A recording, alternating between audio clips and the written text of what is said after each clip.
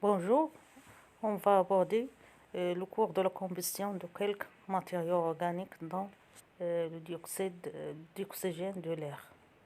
C'est-à-dire on va voir la combustion de quelques matériaux.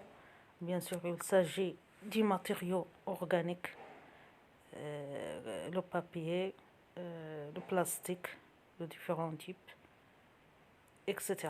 Bon, tout d'abord, on va commencer à définir ce que ça veut dire les matériaux organiques. Les matériaux organiques se distinguent des autres par leur facilité de combustion. Alors, ils sont faciles à être combustibles, sont combustibles, ils se brûlent facilement.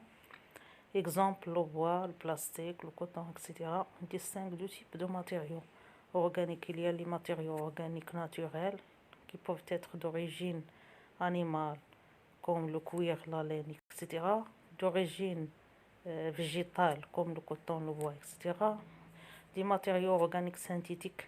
Ce sont les matériaux synthétiques qui sont créés par l'homme à partir des réactions chimiques, comme les matériaux plastiques, par exemple.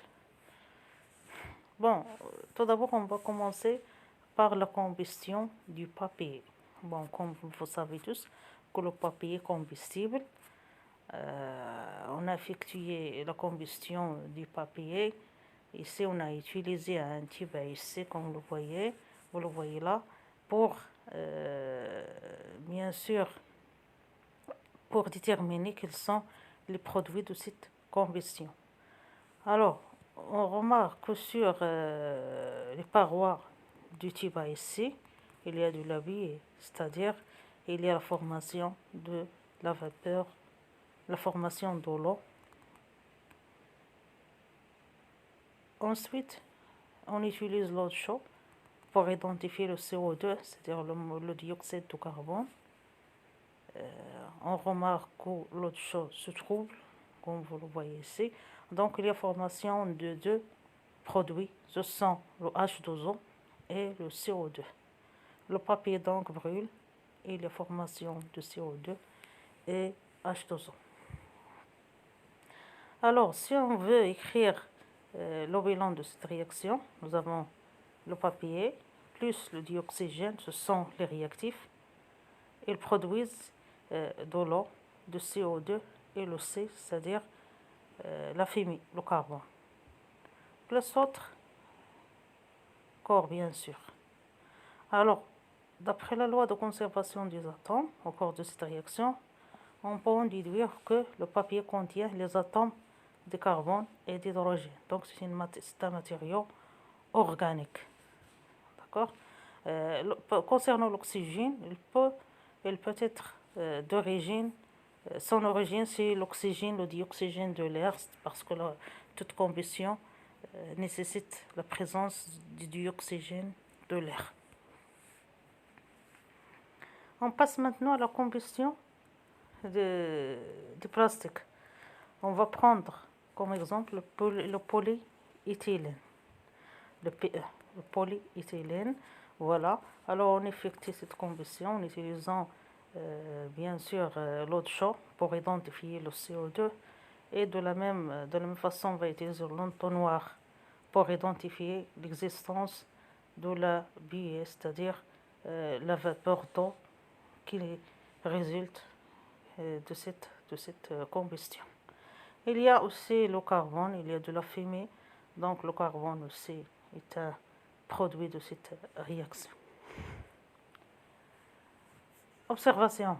Le polyéthylène brûle avec une flamme bleue qui devient jaune.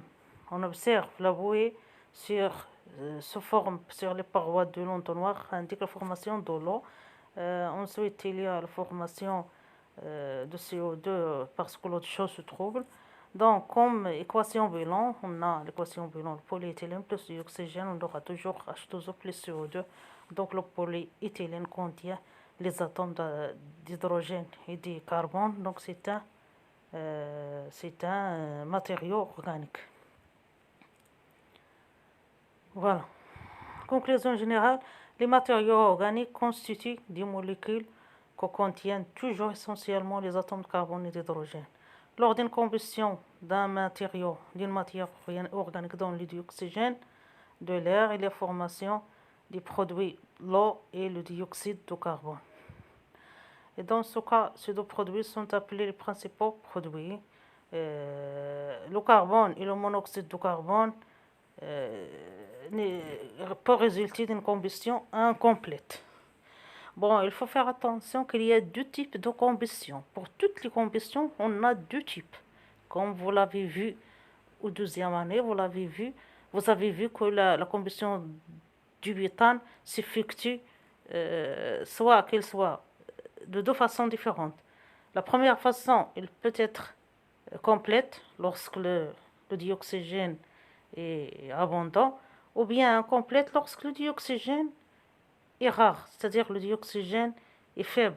La quantité de dioxygène n'est pas suffisante, alors la combustion est incomplète. Lorsqu'on effectue la combustion dans l'air, c'est-à-dire en plein air, il sera complète. Lorsqu'il est effectué dans un endroit qui est fermé, bien sûr, il peut être incomplète. En premier temps, il est complète. Après, il devient incomplète parce que la quantité de dioxygène devient faible. Alors, comme on sait, les matériaux organiques présentent des dangers lorsqu'ils brûlent, et surtout les matériaux plastiques. Les matériaux plastiques parce qu'ils contiennent des atomes, autrement que le carbone et l'hydrogène, il y a aussi l'azote et le chlore et le soufre. Alors, lorsqu'un matériau organique contient ces atomes, nécessairement lorsqu'il brûle, ça peut produire des gaz qui sont toxiques. On va prendre des exemples. Bon, vous avez là le chlorure d'hydrogène HCl. Il résulte de la combustion du PVC parce que le PVC contient les atomes du chlore, hydrogène et carbone. Le cyanure d'hydrogène résulte de la combustion du polyéthylène et le nylon qui appartient au polyamide parce qu'il contient les atomes d'azote, hydrogène, carbone. Alors, lorsqu'il brûle, il produit ce gaz et bien sûr, il produit aussi le CO2 et le H2O. Le cyanure d'hydrogène, voilà. Ensuite, le dioxyde de soufre, SO2, il est un produit, bien sûr, lorsqu'on brûle le polyester, parce qu'il contient les atomes de soufre. Bon, en conclusion, lorsque les matériaux organiques contiennent d'autres atomes autrement que le carbone et l'hydrogène, comme le soufre, le chlore et l'azote, lorsqu'ils brûlent, ils peuvent produire des gaz qui sont toxiques. Voilà, bon, nous avons un schéma qui résume ces dangers-là. Bon, comme vous avez là, le papier, le carton et le bois. Lorsque la combustion est complète, on aura la formation de dioxyde de carbone et de H2O. Lorsque la combustion est incomplète, on aura la formation de CO, qui est un gaz toxique, nocif, et c'est un gaz toxique qui tue. Bon, voilà, le PVC,